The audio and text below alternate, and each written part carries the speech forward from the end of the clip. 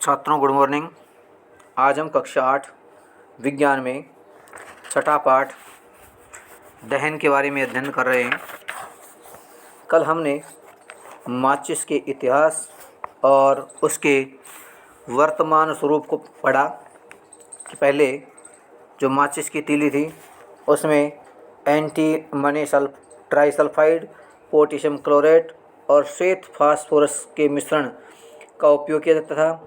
और जो श्वेत फास्फोरस है ये इस माचिस उद्योग में काम करने वाले और माचिस का उपयोग करने वाले दोनों के लिए हानिकारक खतरनाक सिद्ध हुआ। इसलिए इनको हटा करके वर्तमान में जो हमारी माचिस आती है, माचिस की तिल्ली आती हैं, उनमें एंटीमनी ट्राइसल्फाइड और पोटेशियम क्लोराइड लगा हुआ पदार्थ होता है। और इसको जो रगड़ने वाली सतह होती है उसके ऊपर लगा होता है चूर्णित कांच और लाल फास्फोरस। ये इनको जब आपस में घर्षण होता है तो घर्षण से क्या है, उसे पर्याप्त मात्रा में कुछ ताप मिलता है और ताप मिलने पर ये रगड़ खा करके जो खुरदरी सतह है और उससे ये जो माचिस की तिल्ली है ये पोटेशियम क्लोराइड से अभिक्रिया करके और तुरंत ही क्या है अग्नि पकड़ लेता है।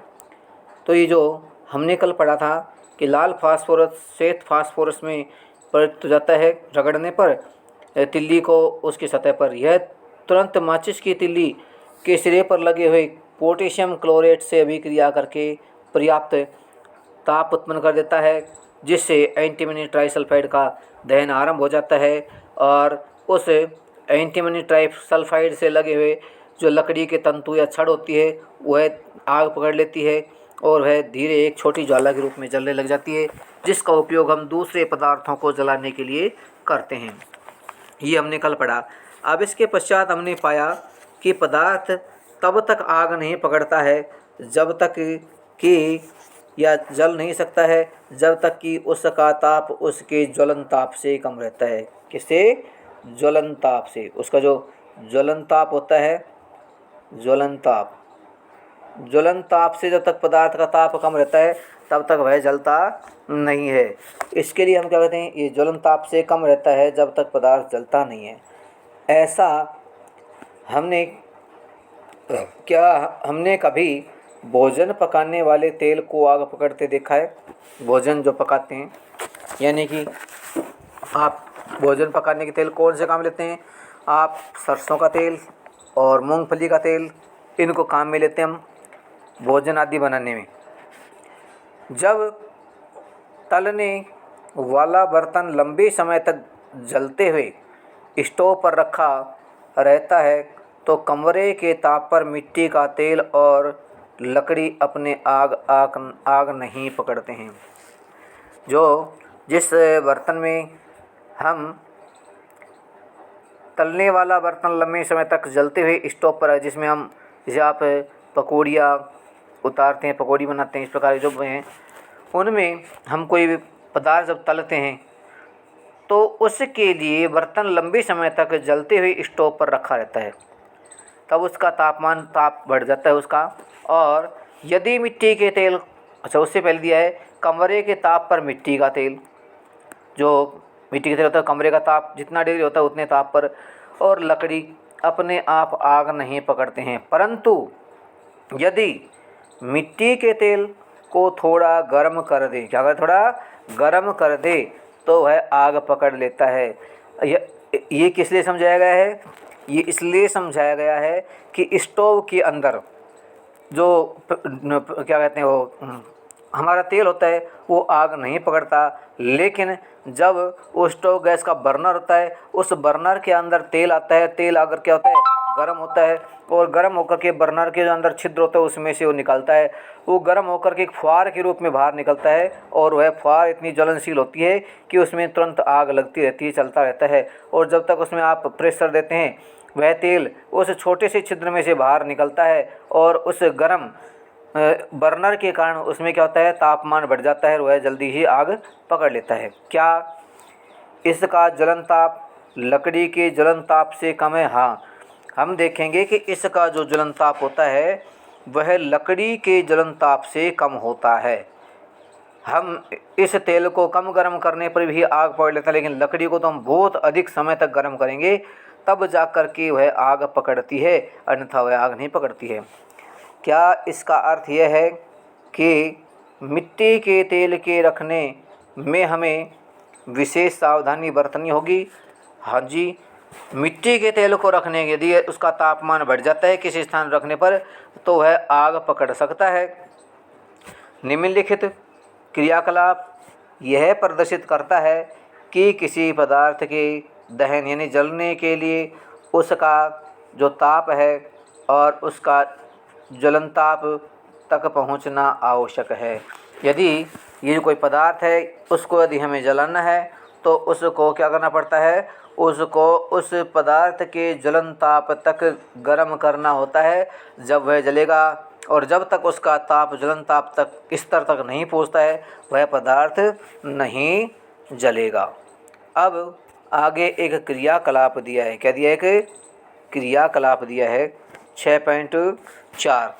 सावधानीपूर्वक क्या बताया है कि जलती हुई मोमबत्ती से सावधानी से काम करना चाहिए, क्योंकि ये जो आग है ये हमारे त्वचा को नुकसान पहुंचा सकती है। इसलिए हमें अग्नि से, विद्युत से, इस प्रकार की जो चीज़ें होती हैं उनसे बचकर रहना चाहिए और सावधानी से इनका हम प्रयोग करें तो उनमें उपयोग करना चाहिए। कागज़ के 2 कप तैयार करते हैं, देख रहे हैं आप। इसमें एक कागज़ को तिरछा सा मोड़ करके हमने उसके कीप का आकार बना लिया। क्या बना लिया? कीप जैसा बना लिया। इनमें से एक कप में 50 ml जल डाल देते हैं। क्या डालते हैं? 50 ml जल डाल दिया। एक पहले कागज़ में देखें क्या डाल दिया है, 50 ml जल। दोनों कपों को अलग अलग मोमबत्ती के द्वारा गर्म करते हैं और क्या देखते हैं, गर्म इसमें हमने क्या रखा था, इस पहले वाले में हमने जल रखा हुआ है और नीचे से बंद कर रखा है, जल निकल नहीं रहा है। जबकि दूसरे को केवल हम जो इसी प्रकार से मोड़ करके और एक कीप का रूप बना करके दोनों को हम देख रहे हैं। कहाँ रखा हमने? इस जलती हुई मोमबत्ती के ऊपर रखा है। तो आप पाएंगे कि कागज़ के कप में जल गर्म करना, यानी अब इस प्रकार करते हैं तो देखना ये जो जल है वो गर्म हो जाता है। कागज़ के खाली कप का क्या होता है? तो कागज़ का जो खाली कप है वो जल्दी ही आग पकड़ लेता है, जल जाता है। दूसरा, जलयुक्त कागज़ के कप का क्या होता है? क्या इस कप का जल गर्म हो जाता है? जी बिल्कुल। अब आप देखेंगे कि इस जो खाली कागज़ का कप था, जो कागज़ वाला कप था वो तो जल जाता है, लेकिन जिस कप में हमने जल डाला था वह जल क्या होता है? जल गर्म होता है और वर्तमान में अभी कागज़ जलता भी नहीं है। इसके बाद बताया है यदि कप को हम गर्म करना जारी रखें तो कागज़ के कप में भी जल को उबाल सकते हैं। क्यों? कागज़ का तापमान कम हो जाता है, जल डालने से जल का तापमान कम होता है और जल डालने से उस कागज़ का तापमान भी कम हो जाता है, उसका ज्वलन ताप भी घट जाता है, इसलिए वो जलता नहीं है। बल्कि इस क्रियाकलाप के अनुसार उसमें ये जो पानी डाला हुआ है उस पानी को कहते हैं उबाल भी सकते हैं। क्या आप इस परिघटना या इस प्रक्रिया का कोई स्पष्टीकरण सोच सकते हैं? इस प्रक्रिया का स्पष्टीकरण यही है कि जल का जो ताप होता है उस ताप को ये कागज़ ने ग्रहण कर लिया और जब तक उसका ताप ज्वलन ताप तक नहीं पहुंचता है कागज़ जलेगा नहीं। कागज़ से ऊष्मा किसमें? जल में जाती रहेगी। जल गर्म हो जाता है, कागज़ नहीं जलता है। कागज़ के कप को दी जाने वाली ऊष्मा चालन द्वारा जल में चली जाती है। कहाँ चलती है? जल में चली जाती है। अतः जल की उपस्थिति में ताप कागज़ के ज्वलन ताप तक नहीं पहुँच पाता है। कागज़ के कप को जो दी जाने वाली ऊष्मा है वह चालन द्वारा जल में चली जाती है। हम जो कागज़ को गर्म करते हैं और जो ऊष्मा कागज़ ग्रहण करता है वह है कागज़ में से ऊष्मा चालन की विधि द्वारा उसके अंदर जो जल रखा हुआ है उस जल में चली जाती है। अतः जल की उपस्थिति में ताप कागज के ज्वलन ताप तक नहीं पहुंच पाता है, उसका ताप जल के कारण कम रहता है, इसलिए वह जलता नहीं है। कौन नहीं जलता है? वह कागज जलता नहीं है। जिस पदार्थ का ज्वलन ताप बहुत कम होता है और जो ज्वाला के साथ सरलता पूर्वक आग पकड़ लेते हैं, वे ज्वलनशील पदार्थ कहलाते हैं। क्या पदार्थ कहते हैं? ज्वलनशील पदार्थ कहलाते हैं। कौन से पदार्थ? जो सरलता पूर्वक जिनका ज्वलन ताप कम होता है, ज्वाला के साथ सरलता आग पकड़ते हैं, वह ज्वलनशील पदार्थ कहलाते हैं। तो पेट्रोल है, वह ज्वलनशील पदार्थ है। एल्कोहल है, ज्वलनशील पदार्थ है। आपकी CNG गैस है, ज्वलनशील पदार्थ है। LPG गैस है, वह ज्वलनशील पदार्थ है। तो इस प्रकार इन ज्वलनशील पदार्थों के कुछ उदाहरण नीचे दिए गए हैं, जिसमें पहला उदाहरण है पेट्रोल का। पेट्रोल ज्वलनशील है, एल्कोहल ज्वलनशील है और द्रवित पेट्रोलियम गैस LPG और CNG ये जो हैं क्या हैं? ये LPG और CNG ये दोनों भी कैसे पदार्थ हैं? ये दोनों पदार्थ भी बहुत ही जल्दी जलने वाले पदार्थ होते हैं, इसलिए ज्वलनशील पदार्थ कहते हैं। ये चिनगारी मात्र से ही आग पकड़ लेते हैं। अब ये अपना टॉपिक था ज्वलन ताप का, ये कंप्लीट हुआ। कल हम अगली क्लास में आग पर नियंत्रण कैसे कर पाते हैं और दहन कितने प्रकार का होता है, इसके बारे में हम कल की क्लास में अध्ययन करेंगे। आप इसको अच्छे से समझना है और जो PDF में काम मिले उसको लिखना है। धन्यवाद।